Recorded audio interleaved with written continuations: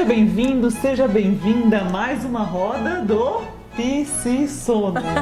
Vamos lá novamente. Gente, tantas emoções com essas duas aqui. Nós vamos fazer um vídeo, né, bônus. A gente estava no backstage falando disso, eu quero fazer um vídeo bônus para contar de novo essa historinha. O que essas duas estão fazendo aqui, mas é muita satisfação. Psicólogas do sono, Mônica e Renata. Vamos lá, a gente vem na sequência. Com a Mônica, você retome aí para acompanhar, né? Também os vídeos que vieram com a Renata, a gente até começou a fazer um mix aqui, né? Que a Renata tem os vídeos de sono em infância, de medo noturno, e a Mônica começou a falar que essa é uma queixa dos pacientes adultos com insônia, que às vezes aparece a questão do medo. Isso. Explicou a terapia cognitivo-comportamental, e aí eu, né, fiquei curiosa com a história de quando começa o trabalho do psicólogo, porque tem a psicanalista, gente, tem essa indagação de que por trás da terapia cognitivo-comportamental, essa da insônia, que é um modelo, que os estudos... Um protocolo de 4, 10 sessões fechadas, tem o trabalho do psicólogo do sono, que é a psicoterapia. Sim. Né? Então, e aí acho que é importante a gente falar um pouco disso, dessas diferenças e ajudar a esclarecer, porque é esse campo de atuação da psicologia do sono que é novo, né? Então, Mônica... É uma pergunta bem interessante até essa questão, porque acho que tem muitas pessoas que pensam, será que a TCCI é apenas uma reprodução de protocolo? Quais são os limites, né? Assim, vamos dizer, outros profissionais podem aplicar? Fala um pouquinho. Na verdade, no vídeo anterior, a gente tinha falado que existe um protocolo variando do número de sessões de 4 a 10 e também como que essas sessões acontecerão, né? Mas é uma pergunta que muitas pessoas me fazem, profissionais. Puxa, mas a TCCI, você falou, então, que é um conjunto de técnicas e de intervenções para o tratamento do transtorno do sono, no caso, insônia, né? Ok. Mas será que essas intervenções, essas técnicas, elas podem ser empregadas por outros profissionais? Sim. Pode, tá?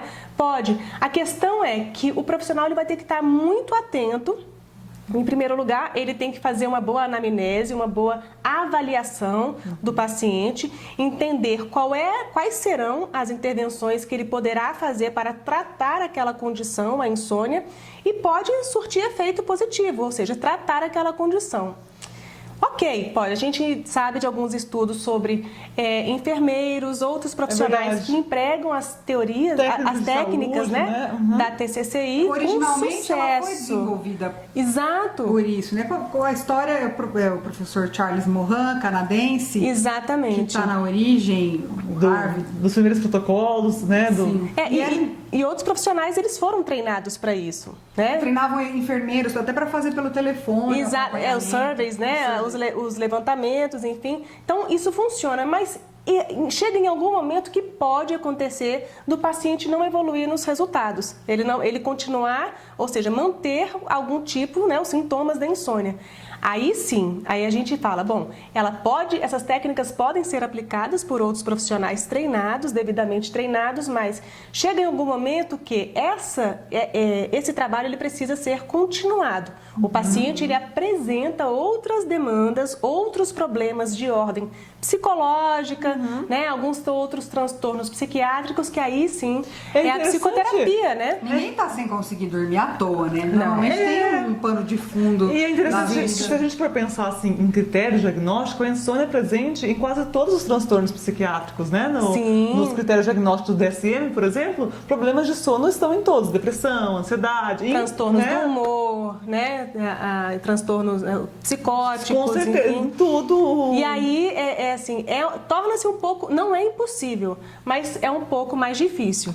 Então, eu fico pensando numa coisa, porque a gente já falou em outros vídeos da série de insônia, até acho que esses vão entrar na série de insônia, de que a insônia também é um fator de risco para o desenvolvimento de depressão, né, de doenças psiquiátricas mais É uma consequência e um fator de risco, né? Uma relação bidirecional. Então assim, mas aí eu tô pensando aqui uma coisa, me corrija se eu estiver errada, que ela vinha falando das habilidades sociais, né? Da assertividade da pessoa conseguir de engolir sapo, de conseguir se colocar e falar aquilo que gostaria, ou de saber falar não. Então, se eu estou enfrentando um problema, hoje, ou financeiro, ou no meu trabalho, ou em algum relacionamento, e isso me coloca a remoer, eu não conseguir dizer não. E se eu não cuido dessa insônia, a gente também já vem falando de condicionamento, que é uma coisa... Exato, a palavra perfeita é essa mesmo, né? Porque ocorre um condicionamento, né? Um comportamento aprendido. O cérebro vai aprendendo e a pessoa insônia, né? E aí o que acontece? Quando a gente fala de condicionamento, né, na terapia cognitiva comportamental, a gente fala sobre o comportamento ruminativo, que era o pensar, não consigo dormir, ou então o paciente que já procurou uma ajuda médica, eu não consigo dormir sem a medicação. Então ele começa a criar um sistema de crenças. E o medo de não conseguir dormir, né? E o medo de não conseguir. Que era vamos dizer assim, entre aspas, uma dificuldade, um sofrimento em relação a poder dizer o que quer, a não engolir o sapo, vai se transformando na situação da insônia. Exatamente. Né? É isso que o condicionamento vai virando. Então, exatamente. O problema eu transfiro para a questão do sono, né? A minha relação com o meu sono. E aí o que acontece? No período da noite, onde todos nós, né? Assim, uma pessoa que dorme bem, ela deve estar mais relaxada e pronta para dormir, ele fica o quê? Hipervigilante. Ele fica hipervigil no período da noite e é um horário muitas vezes que ele não vai resolver nada. Ele tem que resolver, então a gente tem que mostrar que muitas vezes aquele problema de comunicação ele precisa resolver, enfrentar no período e locais, né, adequados para aquilo, não na cama. Tem até uma frase, né, que é a insônia, acho que é o autor, que fala que a insônia é uma vingança da mente por todos os pensamentos que eu evitei durante o dia. Olha que coisa. Nossa, profundo. O superego. Vamos lembrar de quem que está aqui. O superego tem alguma coisa a ver com isso. Exatamente. Eu engoli sapo ali durante o dia, né? E depois à noite eu fico pensando naquele sapo que eu engoli, né? Exatamente. Vamos só estender um pouquinho, que eu quero falar uma coisa perguntar os estudos, sobre os estudos que comparam aí a TCC. Em média, quanto tempo dura na sua prática? Tem os protocolos de 4, 10 sessões, mas em média, de fato, quanto tempo dura ter uma pessoa...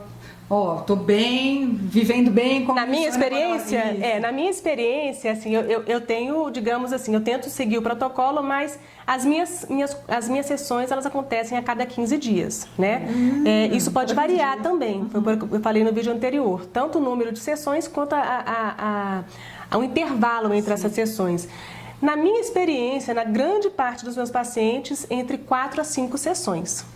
Olha, com bons resultados já dando alta, né? Então, assim, por quê? Porque é muito importante quando você explica as técnicas, isso tem que ser bem explicadinho. Quando você explica o que ele tem, como ele vai evoluir também no tratamento, quais são as consequências do tratamento, porque tem, a gente pode falar disso depois, algumas consequências ruins, adversas, ele já está mais preparado para enfrentar o próprio tratamento, né?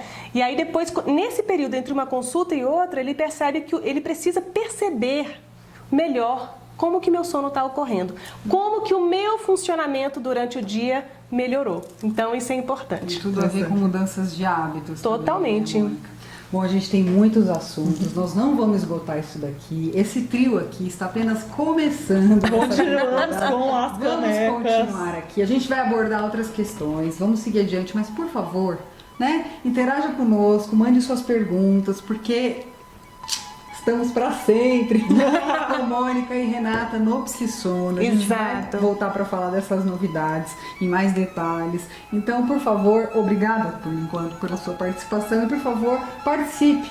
Compartilhe o nosso vídeo, dê o seu like e mande a sua pergunta. Né, meninas? E muito obrigada mais uma vez aqui. Obrigada. Tchau. Tchau, tchau.